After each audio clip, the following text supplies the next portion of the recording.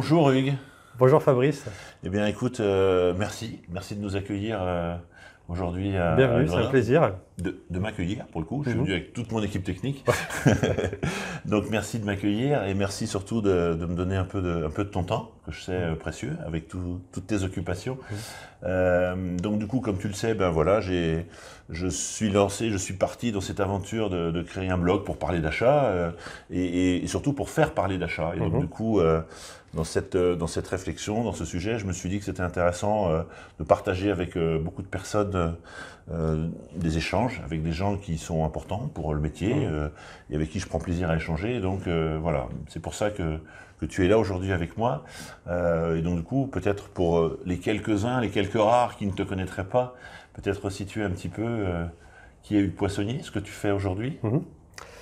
Oui, alors je suis professeur à Grenoble École de Management depuis maintenant 14 ans et je dirige la recherche de l'IRIMA. L'IRIMA, c'est l'Institut de recherche et d'innovation en management des achats, Très bien. qui a été créé en 2008. Et cet institut, pour en dire quelques mots, a vocation à faire de la recherche essentiellement appliquée. Alors, on la distingue de la recherche académique par le fait que la recherche appliquée répond directement à des problématiques très concrètes, qui sont celles de nos partenaires, entreprises, organisations avec lesquelles on travaille. Et tout ça, ça donne lieu à la fois à des publications dans des revues plutôt professionnelles, parfois dans des revues académiques aussi, mais surtout beaucoup d'accompagnement, de formation, de conférences dans ces organisations-là et même dans d'autres d'ailleurs. Ça veut dire que ton temps aujourd'hui, il se répartit entre de l'enseignement pour Grenoble École de Management, pour donc IRIMA du coup pour conduire ces projets, pour y participer, c'est cela? Oui, une part de mon temps bien sûr importante qu'on peut qualifier de pédagogie, même si l'essentiel de ce temps-là, c'est plutôt un temps de coordination de cours que je ne fais pas moi. J'enseigne évidemment, et d'ailleurs pas qu'à Grenoble École de Management, même si c'est là que j'enseigne le plus. Principalement. J'enseigne dans d'autres écoles de commerce, comme Cage Business School à Bordeaux, l'EM Strasbourg, à l'université aussi à Aix-en-Provence, à Lille, un petit peu à l'étranger, notamment en Suisse. Mais effectivement, on a beaucoup de programmes, ne serait-ce qu'à Grenoble École de Management, sur tous les campus qui sont les nôtres dans le monde. Et là, il s'agit surtout de coordonner des cours, encore une fois que je ne fais pas, mais pour lesquels il va falloir valider un peu les examens, les contenus et toutes ces choses-là. Très bien. Ça, c'est la partie pédagogie. Et ça représente une partie importante de ton temps. Comment tu arrives à... Oui, c'est une partie qui est difficile à évaluer dans l'absolu sur une semaine, par exemple, parce qu'il n'y a pas de 2 semaines qui se ressemblent, il n'y a pas non plus 2 jours qui se ressemblent, mais voilà, oui, c'est une vraie partie importante de mon temps, qui est à peu près équivalente à la partie que je consacre à la recherche et derrière la recherche, pas seulement le fait d'être tout seul dans mon bureau, c'est d'ailleurs très rarement le cas, mais beaucoup plus être sur le terrain, communiquer, disséminer les fruits de cette recherche-là et vulgariser quelque part. Voilà. C'est pas forcément écrire dans des grandes revues, mais transmettre les fruits de cette recherche-là, les digérer, les vulgariser pour les rendre vraiment concrets, tangibles pour les organisations qui vont mettre en place des pratiques originales. Parfait. Alors on reviendra sur cette partie, écriture, puisque du coup je sais que à la fois tu as un grand producteur et tu as beaucoup aider aussi les acheteurs à positionner. On revient un petit peu sur toi avant ce que tu fais aujourd'hui. Du coup, c'est pareil, on connaît tous Hugues, mais voilà, le parcours un petit peu, l'enseignement, les achats, quelques mots sur ton histoire, du coup, sans rentrer dans les détails très personnels, bien sûr. À l'origine, j'ai passé la plus grande partie de ma vie dans le Nord-Pas-de-Calais, les Hauts-de-France, comme on les appelle maintenant. J'ai fait mes études à Lille, études d'économie plutôt au départ. Donc un bac+5 à l'université. Et puis après, je suis allé faire un DEA, qu'on appelle maintenant un Master Recherche, à Montpellier, juste pour une année au départ, parce que je me disais que c'était quelque chose qui me donnerait quelques cordes supplémentaires à mon arc, la possibilité d'enseigner, parce que l'enseignement, ça a toujours été une activité qui me plaisait. Je fais des cours particuliers, le tutorat, dès que j'en ai eu l'occasion, l'entraînement de tennis, etc. Donc cette transmission, c'était toujours quelque chose d'important pour toi. Donc je suis parti faire ce DEA à Montpellier et puis donc en sciences de gestion, plutôt là je me suis rapproché de l'entreprise par rapport à l'économie. Et puis ensuite j'ai eu la possibilité de faire une thèse financée, donc j'ai signé, je suis parti dans cette aventure-là et j'ai commencé tout en faisant ce doctorat à enseigner à l'université à Montpellier et à Subdeco aussi, Voilà. Et c'est parti. Et à quel moment, du coup, tu croises les achats? Qu'est-ce qui fait qu'à un moment donné, ça devient un terrain de jeu sur lequel tu vas, hop, Ouais. y investir? Je dirais quelques années ou très peu de temps après être arrivé ici à Grenoble, quelques rencontres, notamment avec Salvatore Mera, qui était ici responsable des enseignements en achat, avec qui on a monté l'IRIMA au départ. Ouais. Et puis, dès mon projet de thèse, finalement, ça tournait autour du contrôle, mais au sens large, dans les relations interorganisationnelles, dans l'habillement en France. Et donc, finalement, j'ai surtout rencontré les acheteurs et les directeurs achats. L'idée était de voir quelles étaient les pratiques vis-à-vis des fournisseurs, comment ces pratiques-là évoluaient.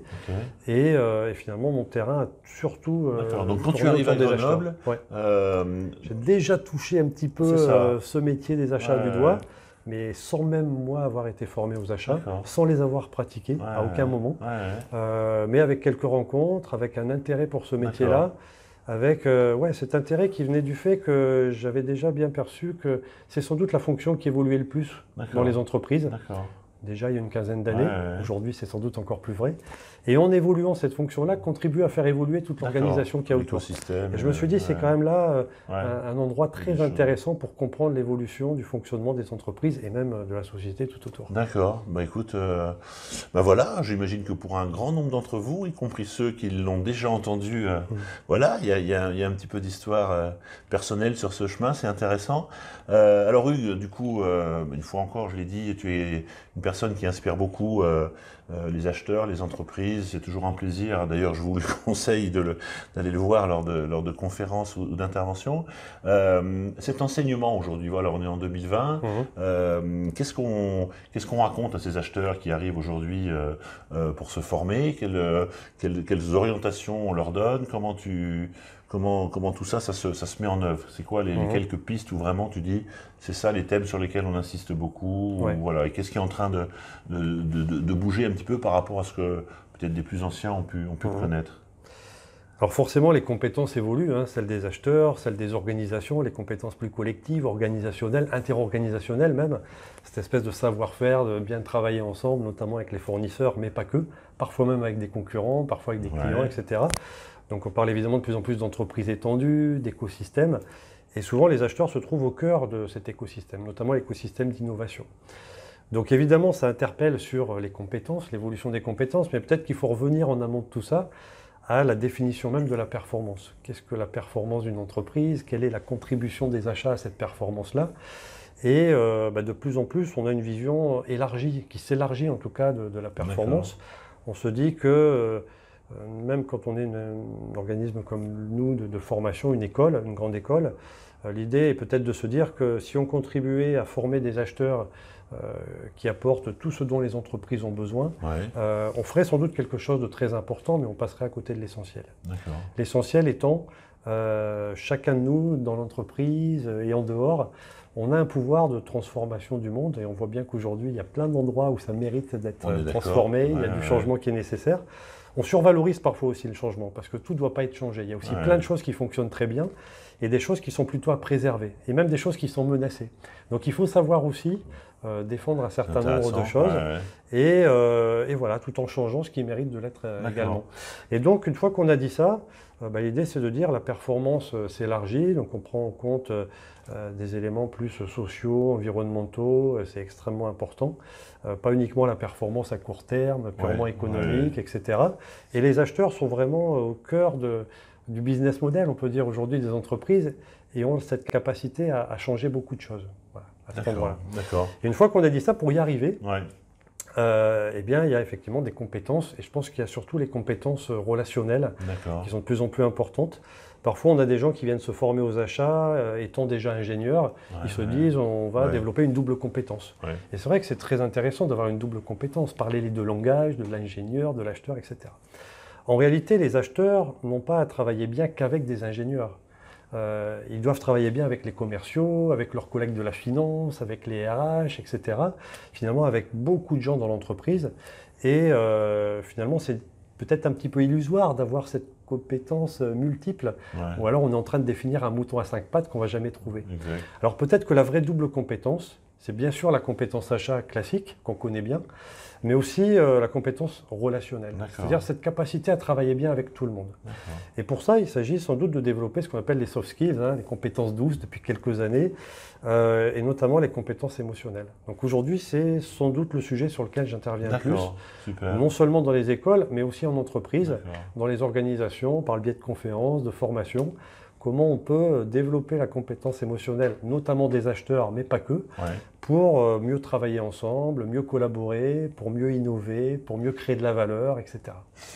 Je partage pour le coup ce que vient de nous dire Hugues, pour le voir cette fois-ci en entreprise. Et si je fais le parallèle sur ce qu'on peut voir, je dis souvent là où ça fonctionne, et bien cette dimension-là, elle est clairement prise en compte. Donc c'est vraiment une thématique sur laquelle on reviendra plusieurs fois. Oui, il nous faut des fondamentaux du métier, et ceux-ci, voilà, il faut les acquérir et s'entraîner régulièrement à les mettre en œuvre. Mais ce qui va faire qu'on va travailler avec vous demain, ce qui va faire qu'un fournisseur va avoir envie sur une idée de vous appeler en premier, c'est pas sur une compétence technique. Voilà, c'est sur une relation que vous aurez installée, sur une manière d'appréhender l'échange.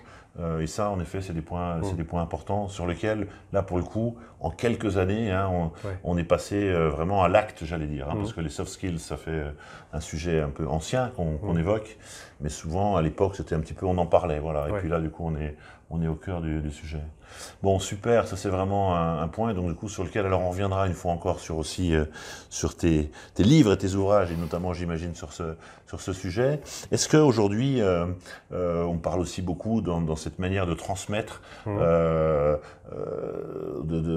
distanciel, d'e-learning. Comment tu regardes aussi un petit peu cette approche un peu nouvelle qui est aussi dans notre vie de tous les jours, et sur l'enseignement, est-ce que ça prend également de l'importance? Ça vient se conjuguer? Est-ce que c'est un assemblage d'approches? Comment, en tous les cas, qu'est-ce que tu vois, et peut-être aussi en quoi tu crois? Ok, alors oui, au-delà du e-learning, tous les outils qui nous permettent de travailler à distance sont plein d'avantages. On le voit bien encore récemment avec les grèves. Bon, il y a plein de rendez-vous qu'on peut honorer sans forcément se déplacer. Exact. C'est plutôt pas mal, on y gagne du temps, mais on n'y gagne pas forcément en qualité d'échange. Et je pense que c'est une des limites aussi du e-learning. Je l'utilise, mais de manière très modérée, en complément du présentiel. Mais pour moi, qui suis venu à ce métier vraiment par l'enseignement, alors qu'on peut y venir par d'autres biais, par la recherche par exemple. Même si je fais de la recherche aujourd'hui, je suis vraiment venu à ce métier par l'enseignement, par ce goût pour la transmission, etc.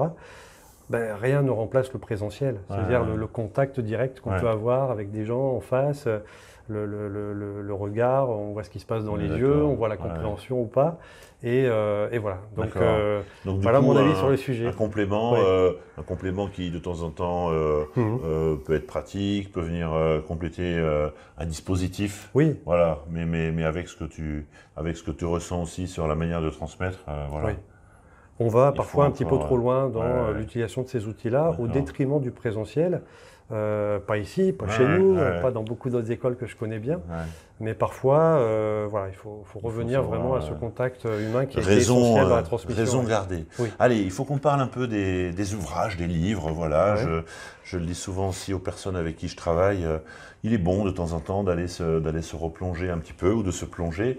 J'aimerais que tu nous parles déjà un petit peu de ce que tu fais, de comment on écrit un livre, voilà, parce que du coup, on entend tellement de choses, on voit cette maison dans la montagne où tout seul tu écris le soir, ou alors est-ce que c'est à un moment donné un assemblage de tes idées, c'est des rencontres, c'est comment déjà l'idée du livre, déjà comment ça démarre, voilà. Bon, j'ai écrit beaucoup de livres, mais j'ai jamais écrit de livre tout seul. C'est-à-dire que la première chose... Tu n'as jamais écrit tout seul? Non. D'accord. La première chose, c'est toujours une rencontre, c'est toujours une envie partagée. C'est toujours avec des collègues. Alors parfois on est 2, parfois on est 3. Et c'est toujours cette idée de se dire, tiens, mais si on mettait en commun nos approches qui sont différentes, nos angles de vue qui sont différents, et puis on n'est parfois pas tout à fait d'accord non plus, et ça c'est super riche, parce qu'on peut échanger, et ça n'empêche pas d'écrire ensemble, quasiment d'une seule main. Alors évidemment, il y a plusieurs mains qui écrivent, mais finalement on arrive à se rejoindre, on fait chacun un pas l'un ou les uns vers les autres.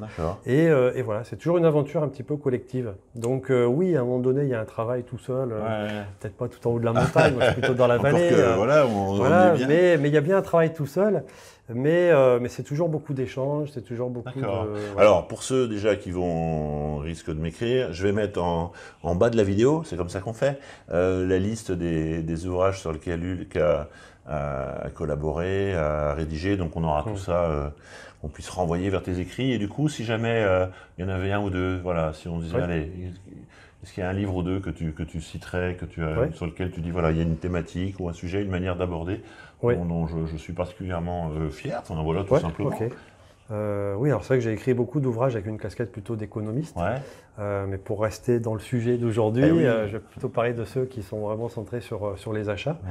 Il y a les achats collaboratifs, il y a Collaborer pour innover, qui est sorti l'année dernière, qui est un petit peu le tome 2, même si je ne l'ai pas écrit avec les mêmes co-auteurs, mais enfin on est un peu dans le même esprit, et puis on a vraiment aussi progressé dans...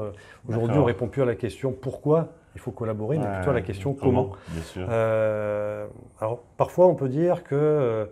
je ne suis pas là pour survaloriser la collaboration non plus. Il ne s'agit pas de dire que c'est la panacée, mais on part en général d'un niveau de collaboration tel qu'un peu plus ça ne fait pas de mal. Donc le constat est plutôt celui-là.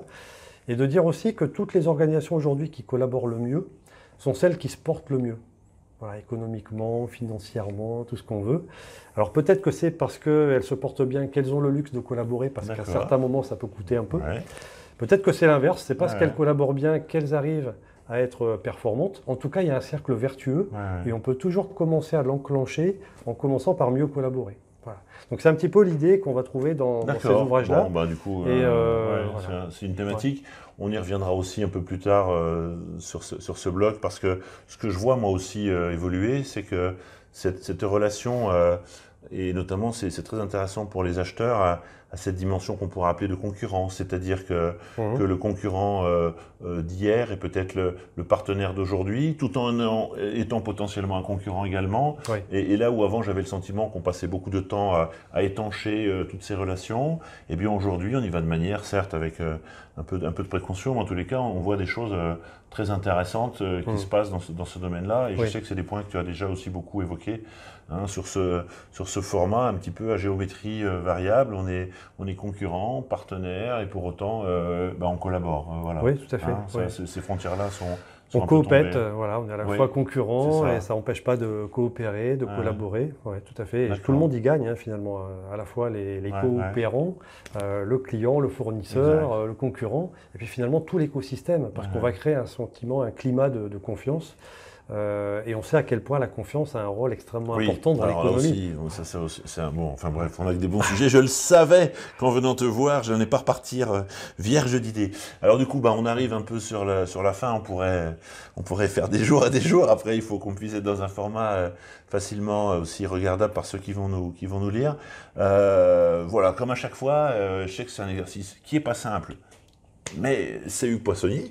J'aimerais que tu puisses nous dire que tu puisses nous partager un conseil, voilà, un seuil. Alors je sais que quand je t'ai proposé le challenge, je me dis un conseil c'est difficile, j'aurais au moins plusieurs choses à dire. Alors tu peux un petit peu les dire si tu veux, mais à un moment donné, s'il y avait une idée à retenir, ou s'il y avait vraiment quelque chose que tu voudrais partager avec les acheteurs qui nous regardent aujourd'hui. Bon, on va rester sur une idée, l'idée principale, parce que pour moi elle est vraiment au-dessus des autres, c'est cette quête de sens en fait, qui caractérise bien les jeunes acheteurs que je vois arriver sur le marché du travail aujourd'hui. Et finalement, elle est vraiment bienvenue, cette quête de sens. Parce que je pense que quel que soit le métier que l'on exerce, mais c'est peut-être encore plus vrai quand on est acheteur et qu'on détient des leviers de responsabilité très importants, il faut avoir conscience du fait qu'on fait bien plus que simplement être performant pour son entreprise ou son organisation. Il y a bien sûr une recherche de performance, on en a parlé tout à l'heure, et c'est important, c'est ce qui fait le cœur du métier, sans aucun doute. Mais quand on achète, quand on est acheteur, quand on a des relations avec des fournisseurs, avec un écosystème, on contribue à bien plus que ça. On contribue à créer du lien social, on contribue à la résilience d'un écosystème, et en prendre conscience, c'est déjà une première chose, et endosser avec la responsabilité qui va bien ce rôle-là, c'est aussi pour moi quelque chose de très important. Message important. je crois qu'il fait un peu de résonance. Bon, du coup, on parle d'achat, hein, on est sur apprendre les achats, mais en vérité, on le sent bien tous, hein, on est dans ce monde qui bouge et qui est en train de se transformer. Donc cette quête de sens, et je suis sûr qu'elle résonnera pour beaucoup. Du coup, j'en profite quand même. Allez, on a parlé de livres, on a parlé de tes livres. Et je prends ce conseil sur la quête de sens et je te remercie. Et du coup, je terminerai par un dernier conseil sur un livre sur lequel que tu pourrais nous conseiller de lire, qui ne soit pas forcément d'ailleurs un livre sur les achats, mais un livre qui, ces derniers temps, t'a marqué, t'a apporté et que peut-être tu pourrais partager avec nous l'intérêt de le lire. Oui, alors ça c'est une question difficile parce que la sélection n'est pas évidente.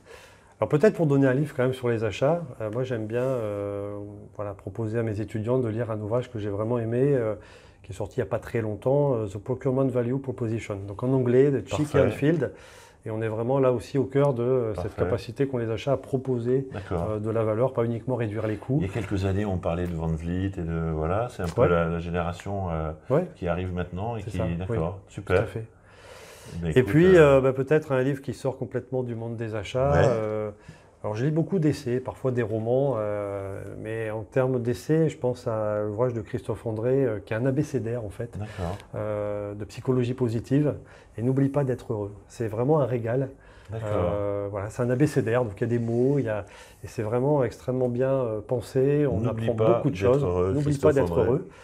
Voilà, j'aime beaucoup aussi L'éloge de la lucidité de mon ami Ilios Kotsou. D'accord. Voilà, puisqu'il fallait donner un roman. C'est peut-être encore moins évident. Peut-être que je vais regretter d'avoir lancé cette phrase-là, parce que maintenant il faut que je complète. Ah bah oui, du coup.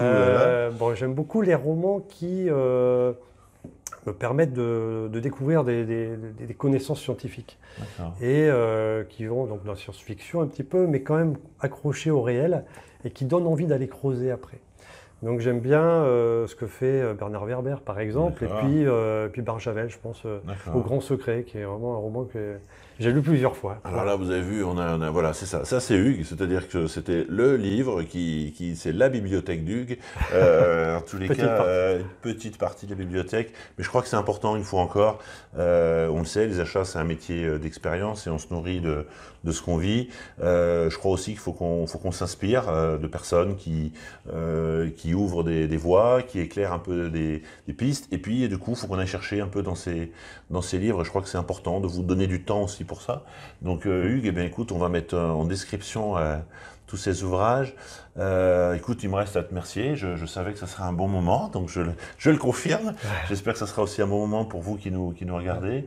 Et puis écoute, on va te suivre, on mettra tes coordonnées LinkedIn pour que tu aies des centaines de demandes de connexion, d'amis, voilà, sur LinkedIn. Hein. Attention à l'utilisation de tout ça. Et puis on te retrouve prochainement pour la suite de nos aventures et puis un petit peu de nos aventures respectives dans nos conférences où tu es toujours le bienvenu. Merci Fabrice, c'était un plaisir à partager. Et bien bonne suite à toi. Merci.